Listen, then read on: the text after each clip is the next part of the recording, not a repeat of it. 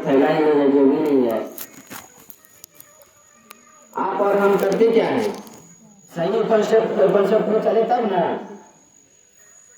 बोलते हैं। नसीब मन में अरे जुबान पर है जा रहे हैं शिव गुरु की चर्चा कर रहे हैं और हम सब रसगुल्ला का झाल खुजवाते हैं और दूसरे को पैसे भी देते हैं और देते भी हैं।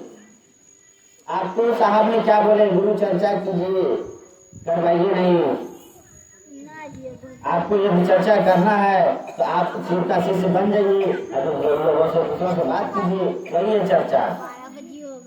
हम और आप करते क्या है कि अरे भाई चर्चा करने के लिए बोले, आप एक ही बात को क्या समझते हैं जाकर कौन बात। आप देखिए हर जगह यही चीज फैला हुआ है, जहाँ पे जाते हैं अभी कोई कहता है कि शिव शिष्य जा रहे हैं, किसी लोग बोलते हैं जा, कोई बोलता है क्या चर्चा वाले जा रहे हैं, चर्चा वाला जा रहा है, कोई आपको सम्मान से नहीं देखते क्योंकि आप और हम साहब के बताए हुए जो मार्गदर्शन है उस पर नहीं चल रहे हैं, यानी उसके कॉन्सेप्ट पर नहीं चल रहे। आपको 3 सूत्र मात्र दिया है, आप चौथा सूत्र भजन करते हैं, 5वां कीर्तन करते हैं, 16 झाल खुजवाते हैं, ये सब नहीं है।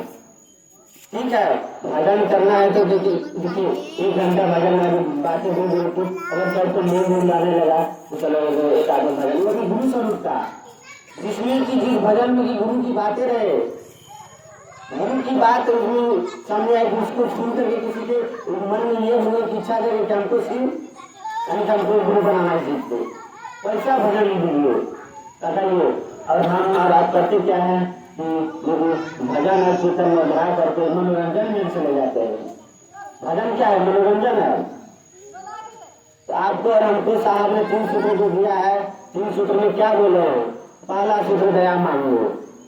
दया क्यों बोले मांगने के लिए, आखिर क्यों बोले दया मांगने के लिए, इसके पीछे इसको उद्देश्य होगा।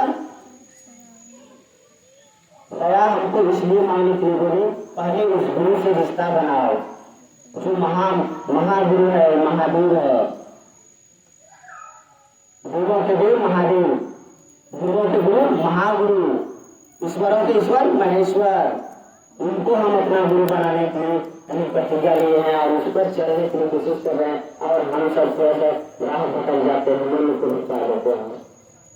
तो पहले देखिए दया में क्या बोलते हैं, हे शिव, मुझे क्या बोल रहे हैं, अधिकार से बोल रहे हैं, हे शिव आप मेरे गुरु हैं, देखिए अधिकार है यहाँ पर, हे शिव आप मेरे गुरु हैं, मैं आपका शिष्य हूँ। देखिए बोले ना हे शिव आप मेरे गुरु हैं, पहले बता दिए कि आप मेरे गुरु हैं, फिर बोलते हैं मैं भी आपका शिष्य हूँ, उस पर दया कर दीजिए। आप दया मांगे तो रिश्ता बन गई, गुरु शिष्य रिश्ता हुई है। यहाँ पर जब रिश्ता तैयार हुआ, जब गुरु का और शिष्य का जब रिश्ता बन गया तो शिष्य का कर्तव्य होता है कि गुरु जो आदेश दे उसका पालन करे, शिष्य वही जो गुरु के आदेश पर चल सके, गुरु के आदेश पर आगे बढ़े और गुरु के आदेश का पालन करे। कहता है शिष्य जो है ना, साहब बताए शिष्य जो है सस धातु से बना है, सस धातु से बना है, शासन अनुशासन प्रशासन सब बना है शिष्य, यानी जो अनुशासित होने योग्य हो वही शिष्य कहला सकता है, नहीं तो शिष्य नहीं है। भले ही मनोरंजन में चलिए, शिव शिष्यता में चलिए, शिव शिष्य नहीं बन रहे। शिव शिष्य बनिएगा तो आपका आचरण बताएगा कि आप शिव शिष्य है कि नहीं हो, आपका मनोदशा बताएंगे कि आप शिव शिष्यता में चलते हैं नहीं चलते हैं। देखिए पहला सूत्र में दया मांगी, रिश्ता बन गया। दूसरा में जैसे कि रिश्ता बना तो दूसरा आता है सूत्र कि गुरु के आदेश का पालन करना है, तो गुरु का आदेश है चर्चा करना, यानी लोगों से अपने गुरु से की बात करना। तो बात क्या करना है, कि मेरे गुरु हैं, आपके भी गुरु हो सकते हैं। 2 सूत्र हो गया। अब आइए तीसरा सूत्र पर। तीसरा सूत्र है अपने गुरु शिव को प्रणाम करना। जब शिव को गुरु बनाए हैं तो क्या उसको प्रणाम नहीं करेंगे हम सब, मेरा दायित्व नहीं है कि अपने गुरु शिव को प्रणाम करें, तो प्रणाम करना है तो नमः शिवाय के मंत्र के द्वारा प्रणाम करना है। नमः उसमें भी विधि बताए, सांस पर नमः को लीजिए, शिवाय को जाने दीजिए। यानी इससे आपका क्या होता है, देखिए नमः शिवाय आप करते हैं, मन में सोचते हैं कि अपने गुरु शिव को प्रणाम कर रहे हैं, यार इसके फायदा को जानिए, शिव करने से क्या होगा, करते हैं लेकिन उसकी फायदा को भी समझिए क्या है। देखिए जैसे हम नमः अंदर खींचते हैं और शिवाय को बाहर करते हैं, तो मेरे अंदर जितनी भी जिंदगी है, बुराइयां है, नकारात्मक ऊर्जा है, उसको नमः पकड़ते हैं, शिवाय के रूप में उसको बाहर करते हैं। आप तो प्रणाम कर रहे हैं, मनसा है आपका गुरु को प्रणाम करने के लिए, लेकिन प्रणाम भी हो रही है, साथ ही साथ आपके मन को भी साफ कर रहे हैं। और यही मन धीरे धीरे जब साफ होगा तो शिव के प्रति घटेगा, शिव अच्छा लगने लगेंगे और आपका मन शिवमय होने लगेगा। आपका मन डेली गंदा हो रहा है, क्या नहीं कर रहे हैं गंदा, क्या दूसरों की शिकायत करते हैं, दूसरों के बारे में गलत सोचते हैं, किसी को झूठ बोलते हैं, किसी को ठगते हैं, बेईमानी करते हैं, किसी को हड़पते हैं, किसी का धन दौलत कुछ भी हड़पते हैं। वही मन आपका गंदा डेली कर रहे हैं, साफ क्या कर रहे हैं, अपने कपड़े कितने बार सब साफ किए होंगे, शरीर में कितना मैल लगा हुआ, कितना बार धोए होंगे, साबुन से लगा के तेल लगाते हैं, साबुन लगाते हैं, क्रीम घसते हैं, चेहरा चमकाते हैं, लेकिन मन जो गंदा है उसको तो चमकाने का प्रयास नहीं करते हैं। तो उसको पहले प्रयास कीजिए, मन को चमकाइएगा तब ना, अंदर ऊपर बाहर रहे, बाहर साफ रहे, अंदर गंदा रहे, धोगा धीरे धीरे कभी नहीं होगा। दीदी इस बात को समझना होगा हमको और आपको कि मेरा मन जो है ना अंदर साफ नहीं है। घर के बाहर चमका दीजिए और अंदर में पूरा गंदा रखिए, तो क्या आपको अच्छा लगेगा? आपका पूरा शरीर ऊपर बढ़िया दिख रहा है, अंदर में बड़का बीमारी है, तो फायदा है, तो शरीर से कुछ कर पाइएगा। तो इसलिए अंदर भी स्वच्छ होना चाहिए। तो आपको स्वच्छ करने के लिए आपको इस नमः शिवाय को सही से करना होगा, जैसे साहब बताए हैं। तो नमः को लेना है, शिवाय को छोड़ना है। इस गति से आपका जो है ना धीरे धीरे मन का जो है ना गंदगी साफ होगा। और इससे और फायदा देखिए, एक फायदा हुआ कि प्रणाम पहले तो प्रणाम किए, दूसरा आपका मन साफ हो रहा है, शिव के प्रति जुड़ रहा है, और तीसरा फायदा जानिए कि आपके जो भी कर्म फल है, अच्छे बुरे जो भी किए हैं, इस जन्म से लेकर के पूर्वज कई जन्मों तक का आपका कर्म फल ये नमः शिवाय के ऊर्जा से करती है, क्षय होती है।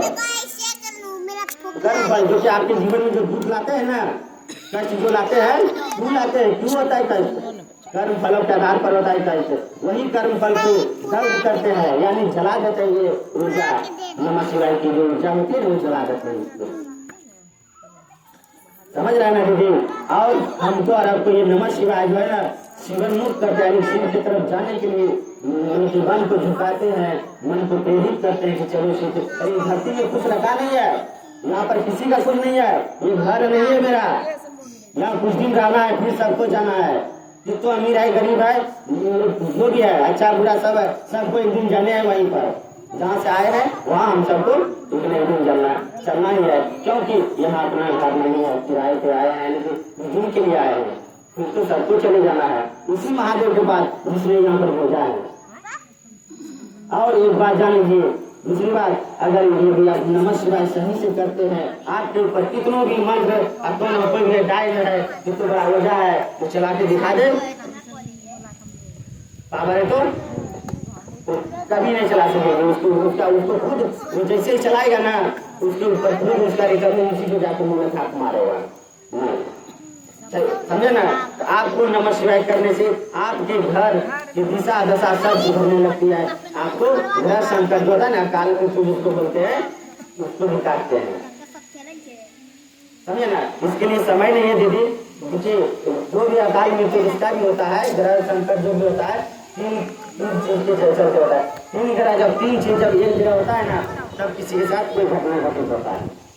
स्थान, पात्र और समय जो होता है, ये तीन चीज जब एक जगह हो जाए तो आपका घटना घटित होने की निश्चित है। और ये होता है कर्म फल के आधार पर। समझ गए? तो हमको और आपको तीन सूत्र जो साहब ने दिए हैं, बहुत ही यानी कि बहुमूल्य चीज दिए हैं। इसको करने से करके देखिए, ईमानदारी पूर्वक निष्ठा पूर्वक कीजिए। देखिए कोई भी काम करने में तन मन धन तीन अस्त्र लगता है, आपके पास वो तीनों अस्त्र है। जितना है, जितना आपका पहुंच बनता है, जितना आपके पास क्षमता है, उस आधार से अपने गुरु से जुड़ने के प्रयास कीजिए। क्योंकि हम यहाँ पर गुरु की चर्चा कराने का उद्देश्य यही है कि यहाँ के एक एक लोग शिव का शिष्य हो जाए और उसके मन में दिल में शिव के प्रति प्रेम जग जाए और शिव की ओर चलने की प्रयास करें। क्योंकि यहाँ पर कुछ रखा नहीं है, सबका एक दिन यानी कि यहाँ के जाने का टिकट कटे करेगा। और सब जानते हैं इस चीज से, सब वाकिफ है, हमको आए हैं, हमको जाना है। लेकिन किस काम के लिए यहाँ गुरु महादेव ने हमको भेजे हैं, वो काम के लिए हम आए हैं, लेकिन भूल गए हैं, जानते नहीं कि हमको किस लिए देते बाजार। अरे भाई, आप अपने बच्चे को बाजार भेजते हैं तो कुछ काम के लिए भेजते हैं, कैसे घूमने के लिए भेज देते हैं? कोई काम पड़ता है तब ना मैं कहिएगा दिन भर जाओ बाजार में घूमो, नहीं ना। हमको भी, हम भी, मेरे भी मानी कि महादेव पिता है, माता है, वो भी हमको इस जगत में भेजे हैं तो कोई उद्देश्य से भेजे है ना। अगर किसी को अपने बच्चे को भेज दीजिए चीनी लाने के लिए या कोई भी सामान लाने के लिए, वो दिन भर जाए और बाजार में दिन भर काट करके सामने आ जाए चीनी लाने देने के लिए, आप उस बच्चे को क्या कीजिएगा? सामने आएगा घर में तो काटिएगा ना। तो उसी तरह हम सबको भी वही हाल होगा जो हम सबको जैसे महादेव भेजे है, यहाँ पे जाइएगा, पूछेगा क्या करके आया होगा, तब तो बात में तैयार कुछ नहीं करके आए, तब तो आपको वही तरह अकेला क्यों नहीं देगा, भटकने के लिए भटकिए, हर जन्म में दर्द सही है, फिर कुछ नहीं मिलेगा, फिर वही दर्द सहने के लिए आपको 84 लाख क्यों देगा। जाओ, जब तुम भटकते रहे तो क्या करेगा? और एक बात जान लीजिए दीदी, हम और आप एक दूसरे को जो प्रणाम करते हैं हाथ जोड़ करके, हम किसको प्रणाम करते हैं? जितने भी गुरु भाई बहन बैठे हैं ना, शिव आपके अंदर है, कहते हैं जितने जीव हैं उतने शिव है, और जितने जीव शिव है उतने जीव है। आप सबके अंदर जो भी जीव है ना, जीव भाव में शिव ही है, वो जीव भाव में ही बैठे हैं। यही जीव भाव में जो शिव बैठे है ना, जब आप 3 सूत्र कीजिएगा, यही धीरे धीरे जीव भाव में से शिव भाव में परिवर्तित होने लगेगा। ठीक है, बस इतने सा है कि ऐसे गोल ऐसे है, ये जो है ना जीव भाव यहाँ पर है, यही धीरे धीरे धीरे धीरे धीरे धीरे घूमने लगता है नमः शिवाय करने से, और दूसरे ध्यान में से यही शिव भाव में परिवर्तित हो जाती है। जिस बच्चा का मन शिव भाव में परिवर्तित होगा, धीरे धीरे यही नमः शिवाय जो है आपका 3 सूत्र जो है आपको शिव बना देंगे, आपका मन शिव की तरफ हो जाएगा। यानी ये नहीं समझिए कि आपके गले में आके नाम गिरता जाएगा और शिव बन जाएगा, ऐसा नहीं। आपका मन, आचरण, व्यवहार, बोली सब आपका शिव की तरफ हो जाएगा। और एक बात जान लीजिए दीदी, शिव से जुड़े रहिएगा तो आपका कल्याण ही कल्याण होगा, क्योंकि शिव का अर्थ होता है कल्याणकारी, कल्याण करने वाला। यदि शिव से जुड़िएगा तो आपका कल्याण होगा। नहीं तो जानते हैं, एक सांप आप घर में निकलता है आपके घर में, तो क्या करते हैं उसको मार के मुँह चुचक देते हैं, और वही सब हुआ बच के अगर किसी को शिवलिंग में जाके निपटा जाए तो आप देखिए ना, जाकर के दूध लगा तो चलाने लगेगा, आपका नाम करिए महादेव आ गया। वही सांप है जो आपके घर में निकलता है। तो आपको और हमको जैसे वो शिव से जुड़ा, उसको फूल लगा तो चढ़ने लगा, उसी तरह आप भी शिव से जुड़िएगा दीदी, आपका भी कल्याण होगा। यदि शिव से हटिएगा वही सतुआ की तरह सकता होगा, समझ गए ना। शिव से हटिएगा तो वही हाल होगी। यानी कि कहने का मतलब सांप की तरफ नहीं कर सकता है, कहने का मतलब उतनी पीड़ा होगा, उतनी दर्द होगा, सभी जीवन में उससे निजात नहीं मिलेगा। आपको एक बार बोला ना, एक बार साहब उसी तरह बैठी हुई उसी को जिगाता रखे, क्या तो साहब वो शिव को गुरु नहीं बनाएंगे तो क्या मेरा जीवन नहीं कटेगा, हम नहीं जी पाएंगे, मेरा जीवन सुखमय नहीं रहेगा। तब साहब बात पर बोले, जानते हो शिव को गुरु बनाओ या तो नहीं बनाओ, जीवन तो उसी तरह कटेगा, ठीक है। लेकिन अंतर होगा, अंतर क्या होगा? शिव को गुरु नहीं बनाओगे तो ये करके पूरा जिंदगी कटेगा, और शिव को गुरु बनाओगे तो ये करना नहीं पड़ेगा। इसका अर्थ समझ लीजिए कि आप ये शिव को गुरु बनाइएगा, आपके जीवन में कष्ट आएगी लेकिन आपको बुझाएगा नहीं, समझिए ना, आपको असर नहीं आएगा। उदाहरण के लिए समझिए, यदि हमको आगे 3 पैसे जाना होगा तो रास्ता यहाँ पर से जाएंगे, ऊपर खबर मिलेगा नहीं कि कहीं एक जगह एक दूसरा रास्ता नहीं है। तो हम यदि ट्रैक्टर से यहाँ से जाएंगे तो क्या हमको ऊपर खबर में जाएगा तो क्या हमको चोट नहीं लगेगी, कमर में दर्द नहीं होगा, है तो होगा ना। तो उसी तरह यदि हम होशियारी करेंगे, हम स्कॉर्पियो कर लेंगे तो क्या हमको चोट यानी जर्द होगा महसूस, लेकिन चोट नहीं लगेगा। उसी तरह शिव को यदि अपना सवारी बना लीजिएगा, यानी शिव को गुरु बना करके चलिएगा तो आपके जीवन में दुख तो आएगी, लेकिन कैसे निकल जाएगी आपको पता नहीं चलेगा। और नहीं बनाइएगा तो दुख, छोटा छोटा दुख आपको भारी लगेगा कि आपके जीवन को दुखमय बना देगा। इसीलिए शिव को गुरु बनाइए और शिव को अपना गुरु बना करके चल करके देखिए, यानी शिव शिष्यता में देखिए। आपको साहब बताए हैं कि आप यदि 3 सूत्र जो करते हैं शिव को गुरु बनाने के लिए करते हैं ना, शिव को गुरु बनाने के लिए शिव मेरे गुरु हो जाए इसलिए हम 3 सूत्र करते हैं। दया हम किस लिए मांगते हैं? मेरा मन समझ जाए कि मैं शिव का शिष्य हूँ और शिव मेरे गुरु है, यही ना, यही मन नहीं बुझता है। यदि आपका मन या फिर एक कट्ठा जमीन खरीद लेना तो बुझ जाता है, रजिस्ट्री हो गया, आपको मेरा जमीन हो जाएगी। आपके घर में बच्चे जन्म लेंगे तो समझ जाता है मन तो ये मेरा फलना लगेगा, चुना लगेगा, है मन बुझ गया। लेकिन उस महादेव ने जो कि जिसके धरती पे रह रहे हैं, जिसके आकाश में जिसके सब माने जल पानी सब इसी हवा ले रहा है, उसको अपना नहीं समझ पा रहा है, जो कि सारा आपको रच के दिया है, यहाँ पर उसी किए हैं, उसी की मर्जी से भी है, उसी की मर्जी होगा तो फिर जाना पड़ जाएगा और उसको अपना नहीं समझ पा रहे हैं। यही चीज है हम सब में कमी, मन नहीं बुझ रहा है। मन यदि बुझ जाए तो सारा खेल हो जाए, समझिए। तो हमको और आपको बुझने के लिए, इस मन को बुझाने के लिए साहब ने 3 सूत्र दिए हैं। ये 3 सूत्र करके देखिए, आपके जीवन में गुरु की दया होगी तो खुद आप बेचैन हो जाइएगा दूसरों को बताने के लिए कि मैंने शिव को गुरु बनाया, मेरे जीवन में गुरु की दया हुई। ये मत समझिए गुरु की दया, गुरु अगर जीवन में आ गए हम धनवान हो जाएंगे, करोड़पति बन जाएंगे, ऐसा मत सोचिए। आपके अंदर रोज ज्ञान आ जाएगी, आपको कभी कि जितना में उतने में खुशी आपको महसूस होने लगेगी। धन दौलत के लिए गुरु को नहीं बनाया है, ज्ञान के लिए बनाया है। यानी शिव मेरे हो जाए, मेरे गुरु हो जाए, वो जीवन धन हो जाएगा। क्या लेके जाएंगे भाई यहाँ से? गुरु धन दे देगा हमको, लेकर के कहाँ जा सकते हैं? अगर ले जाने के लिए अगर रहता तो मांग लेते, मांगे। लेकिन हाँ एक बात जनक जी कहता है दुख के जो कांटा जो होता है ज्ञान की कांटा से अज्ञानता की कांटा निकाला जाता है और दोनों कांटों को फेंका जाता है। यानी ये नहीं कि ज्ञान के कांटों को रख लिया जाता है। इसका अर्थ ये हुआ दीदी कि हमको और आपको ज्ञान भी उतना नहीं ज्यादा चाहिए जो कि आपके लिए कांटा बन जाए। कोई भी चीज अगर आपके पास धन भी ज्यादा हो जाएगा वो भी आपके लिए दर्द हो जाएगा, दुख हो जाएगा। कोई भी चीज ज्यादा हो जाए वो आपके लिए घातक साबित हो जाएगा। इसीलिए गुरु से दया मांगे, हे महादेव जैसे भी है मेरे मन को समझा दीजिए कि आप मेरे हो जाए, मैं आपके हो जाऊँ।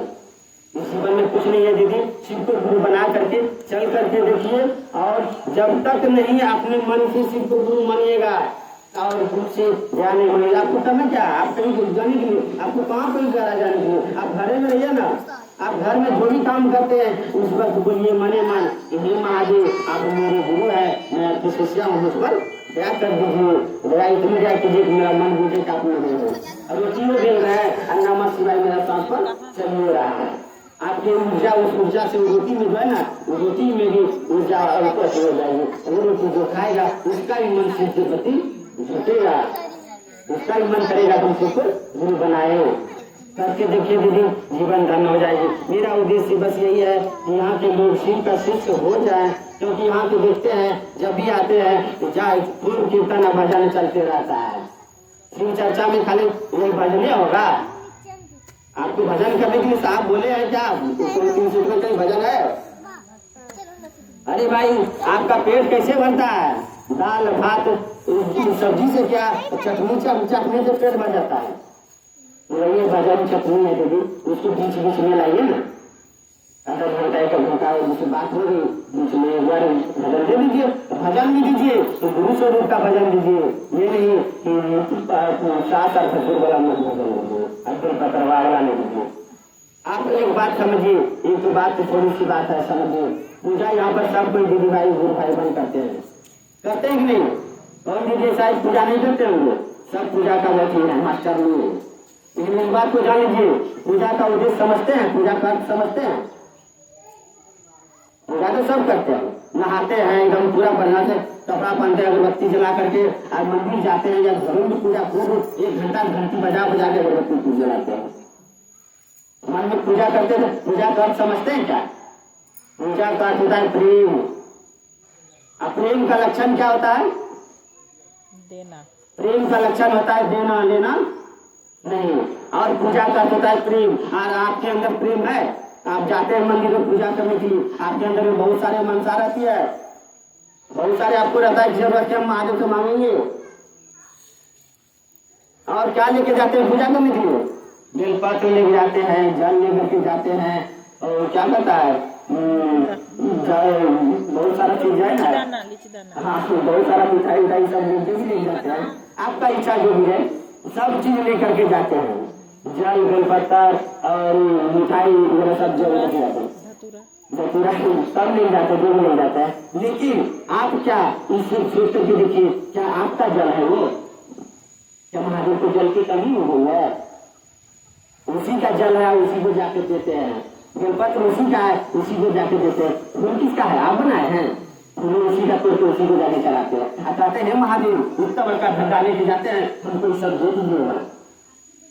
गुर्बक बनाते हैं महादेव का, पूरी देवी देवता को गुर्बक बनाते हैं। मुझे सुनिए दीदी, पहले समझ लीजिए, गुर्बक बना रहे हैं क्योंकि आपके इस चीज को भाव को समझना होगा कि आपका पूजा का अर्थ होता है प्रेम। प्रेम में आपको देना लक्षण होता है, उसका देना नहीं होता है। यहाँ आपका भाव अलग हो गया, अलग हो गया ना महादेव। यदि भाव वही रहेगा महादेव हमको जो आपके पास आने जो होगा, हम आपको भाव देने के लिए आए हैं। बस आपको यानी कि आप उसको अपना एक बार समझ के देखिए ना। आप जिसको अपना समझते हैं तो क्या उसको डेली अगरबत्ती दिखाते हैं? क्या नहीं दिखाते।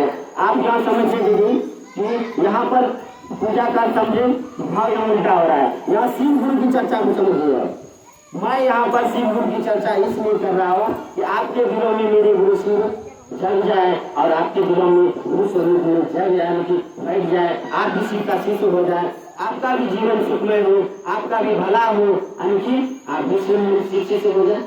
यही देखना है। क्या आपका एक उद्देश्य है मेरा कि आपसे कुछ लेने का?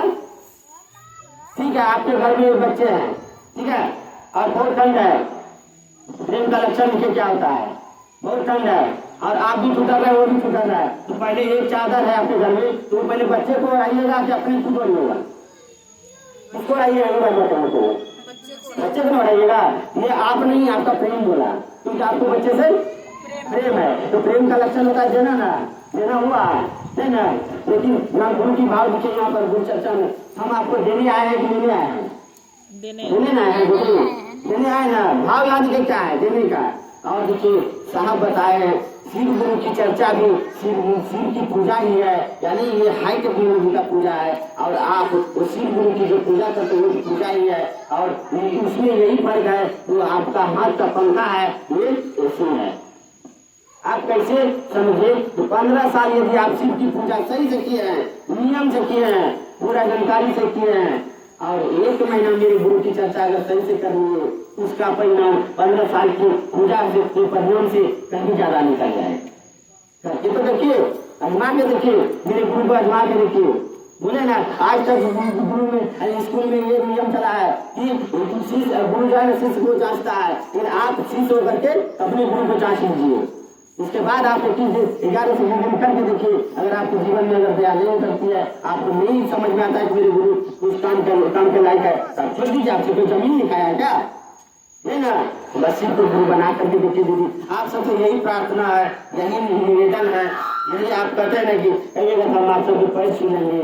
और आप जो है ना दीदी शिव को गुरु बना करके अपने जीवन में एक बार चल करके देखिए, बहुत आनंद मिलती है। तो कहते हैं ना, कहते मिलता है सच्चा सुख गुरुदेव तुम्हारे चरणों में, यानी कि गुरु के चरण के ऐसा आपको सुख और शांति और खुशी कहीं नहीं मिलेगा। क्योंकि तब तो धन दौलत हो जाए, धन खुशी नहीं देता है दीदी। धन अगर खुशी रहता तो आदमी धन भगवान वाला खुश रहता है। गरीब भी खुश नहीं रहता है, तो बहुत सारा जरूरत रहती है, उसका पूरा नहीं होता है, मन दुखी रहता है। तो दीदी गुरु के शरण में जाइएगा तो आपको कोई चीज की जरूरत नहीं पड़ेगी। चलिए इसी वाणी के साथ अपनी वाणी को विराम देते हैं, क्योंकि आप सबका मन लगते हैं कर रहा है। चलिए एक बार बोलिएगा दीदी सब तो बोलिए,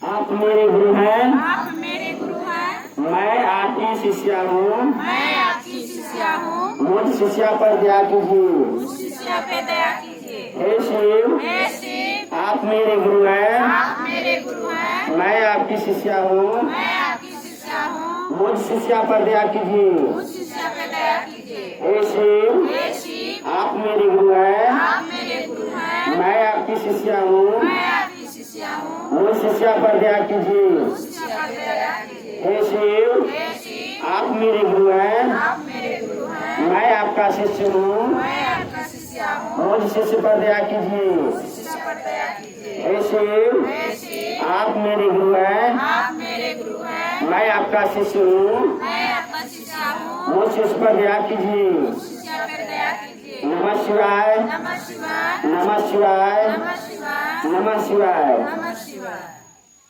चलिए इसी बात के साथ अपने गुरु के चरणों में रखते हुए आप सभी को प्रणाम करें।